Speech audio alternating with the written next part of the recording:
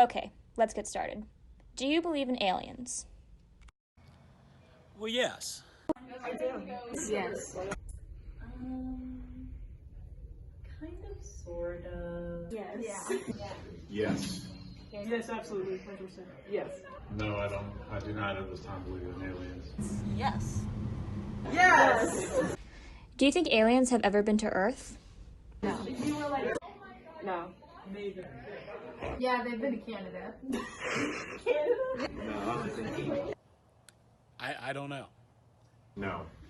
Well, this is people like Trump. He's just too magnificent to be a human. Plus, what other human has orange skin? And when you really put all these facts together, just how magnificent he is, how good at everything he does, just has to be an off-world being. No. No. Since the dawn of time, the idea of life beyond the stars has forever dazzled mankind, inspiring art, movies, TV shows, books, and that. But do they really exist? And have they actually been to our planet? We can't be the only ones out there in our universe, so for our documentary, we're going to try and find out the answer to mankind's everlasting question of, where are they?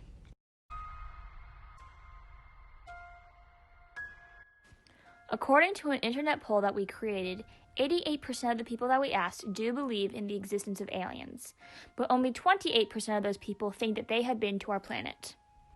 So the four of us do believe, to a scientific extent, that aliens do exist. But on the matter of them being on our planet, we are all skeptics.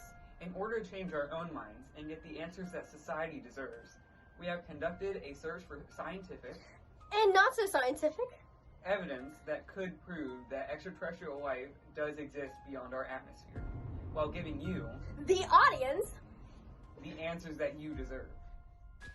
Many people believe that the term alien has been in our vocabulary since the age of cavemen. However, mankind didn't truly come up with the concept until the time of Aristotle. Yes, the cavemen did believe that there could be something more beyond our atmosphere, and that the stars held more knowledge than the simple eye could view. It was the time of ancient Greece that astrobiology truly began, the same way most basic science of today did, through philosophy. Aristotle said that nothing in the universe is unique and alone, and therefore in other regions there must be other Earths, inhabited by different tribes of men and breeds of beasts. From there, science and society evolved. Over time, we gained more brilliant minds involved in trying to figure out the spatial mysteries of our universe. People such as Galileo, Einstein, and of course, Carl Sagan. With the fascination of extraterrestrials came the obsession for UFOs, sightings being claimed throughout time. In one account, maybe even the first, coming from one of our founding fathers, Thomas Jefferson, in which he and two other men saw a transforming ball of fire in the sky that took on the shape of a turtle, a human skeleton, and then for some reason, a Scottish Highlander. Today, our society holds the most evidence that could prove the existence of aliens, as well as a new extraterrestrial-based obsession, an obsession with a place called Area 51. Area 51 is a secure military base in the desert of Nevada, where there had been reports of alien activity amongst the development and testing of aircraft by the CIA and Air Force.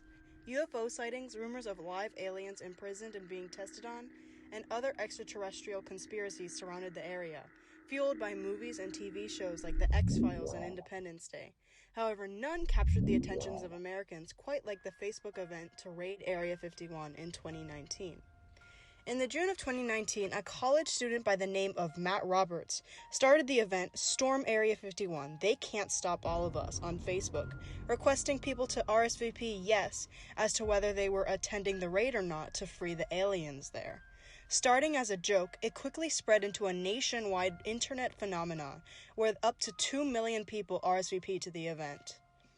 This continued to the point that, in order to protect the national security of the confidential information held at the base, the Air Force had to give out a warning to anyone who would come to raid the base. Despite this, around 1,500 people camped out in the nearest town of Rachel, Nevada, and then ventured into the desert with their alien costumes and cameras. 40 of these managed to make it back to the base's outskirts, but then left upon confrontation by law enforcement. The reason for Area 51's clandestine nature resides in how the military outpost was used for the testing and development of aircraft for both surveillance and attack purposes in the Cold War. The airspace above Area 51 is strictly banned, and the base itself is surrounded by warning signs to trespassers. No one ever actually raided Area 51. However, the secrecy around the base has only fueled the rumors of extraterrestrial life further. To gather more reliable information than that of a Facebook page, we interviewed this federal agent, William Freehafer, to see his opinion on the matter of extraterrestrial life. Well, as a federal law enforcement agent, I see that there are a lot of what I would call fringe people out there. They want to buy into a lot of conspiracy theories and blame the government, that the government has got some secret plan in the sky. I don't think that's necessarily true. I think that there are a lot of people out there that are just literally grasping at straws. Have you had any encounters with aliens? Well, I mean, we have a lot of issues on the border, and we built the wall, and I know a lot of it's politicized. Aliens were No, I coming mean like undocumented. extraterrestrials. Have you ever had any experiences with things that you can't explain? Oh, well, I mean, no, not really, but as a pilot, I fly around a lot, and I've seen some stuff that's maybe a little hard to explain, but I think there's always a good answer for it. One time I saw some lights coming across the top of the sky that looked like maybe a satellite was breaking apart in the atmosphere. But as far as aliens, no, I can't say I've ever seen anything like that. Okay. Pop culture has done much to influence our society and influence how we perceive the image of an alien. There have been hundreds of concepts of aliens in movies that have ranged from Reese's loving E.T. to the shape-shifting clown that is Pennywise. But no matter how they look, there is one thing that most of these aliens have in common, being their naturally antagonistic presence. A large percentage of alien movies frame these cosmic beings as if they are here to murder us all, which has altered the way we perceive of aliens as a whole. And while most of us base the extent of our knowledge off of what we see in TV and movies, other people prefer to take a more imaginative look at the topic, and some base it off of their lack thereof. But the question of what extraterrestrial life might possibly look like has been in question among specialists for many years now. And while many professionals believe that there cannot possibly be any existence of a non-humanoid creature outside of our planet, many science fiction creators could not even imagine there being another civilization of organisms that would even resemble our own. Scientifically speaking, many scientists suggest that various elements like hydrogen or nitrogen are universal, which leads scientists to theorize that the only livable conditions outside of our atmosphere are comparable to those that exist within. While this is a very realistic representation of what extraterrestrial life could possibly look like, other people have a more creative outlook on the topic. Some people find it arrogant to believe that extraterrestrial creatures would look anything like us. One author even claimed that there could be a race of sentient clouds that are probably thinking of us as the mysterious creatures made up of components alien to their own. Some even suggest that there are actually aliens existing on Earth, simply disguised as one of our own. To elaborate on this issue, we have managed to find a suspected alien that we are in hopes of confirming. Please don't let this get out, but I am an alien. I come from a faraway planet, and I've been here for the last 30 years. But please, don't tell anyone. I am living proof that aliens live on Earth. As long as you don't tell anybody, I can probably... No, I better not. I was going to show you what I really look like, but I better not, because you can get scared. Because from where I come from, we have 3 heads, 2 tails, 35 fingers, and 18 toes. That's impressive. Yes, but if I do that here, people get scared, the unknown. For a while there, I was living... Yeah, well, I was actually in a government facility until I controlled and be able to become human. Area 51? I was there only for a short time till I could control, changing myself into this person. A little bit fat. But how are the scientists doing with their search? In recent years, exciting announcements have emerged from the world's biggest space agencies that provided some of the most tantalizing hints that alien life may be lurking in our own solar system. Data gathered by NASA's Curiosity rover allowed scientists to identify evidence of ancient organic matter on the surface of Mars. These ingredients for life suggest the red planet has not always been as lifeless as it is today. Meanwhile, the moons Enceladus and Europa have been singled out as potential targets in the search for alien life due to the deep oceans that cover their surface.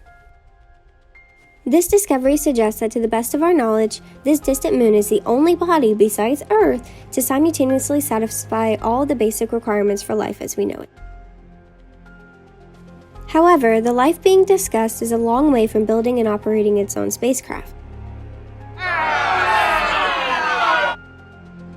The late and great Stephen Hawking was known to make pronouncements about these kinds of aliens, warning on several occasions about the dangers of encountering such cosmic traveling. He even compared the meeting between humans and aliens to the meeting of Native Americans and Christopher Columbus, which, in his words, didn't turn out so well. For the first 2.9 billion of the 3.5 billion years life has existed on Earth, it consisted of tiny single-celled creatures. Modern humans have only existed for around 300,000 years. This means that the likelihood of finding a planet that not only supports life, but is home to complex life like us, is incredibly slim. Now that promising signals have been uncovered in relatively close proximity to Earth, scientists are using their knowledge of life on Earth to guide their search for aliens. Missions such as the ExoMars launch and potential future exploration of Enceladus could build on the findings of recent years, and maybe even the first concrete evidence of extraterrestrial life. But of course we had to do our own research, and what better way to reach a grand audience than Facebook? So we joined under the pseudonym Joan Matthews and joined a few alien abductee support groups, and we're going to show you the highlights. We joined 6 alien support groups, got kicked out of 2, and didn't even get accepted into 1, so all that's left is 3. I think it's pretty safe to say that we were all a little shocked at all the response. Overall, we met some pretty interesting people. And of course, our conclusion as a whole. Due to the scientific research that we conducted, we still believe aliens exist. And now Kaylee and I believe they could have been to this planet after all. But we still have questions. Are aliens real? What is the scientific proof for them being on Earth? With society's progression in science, we might have these answers, or it will forever be society's everlasting question.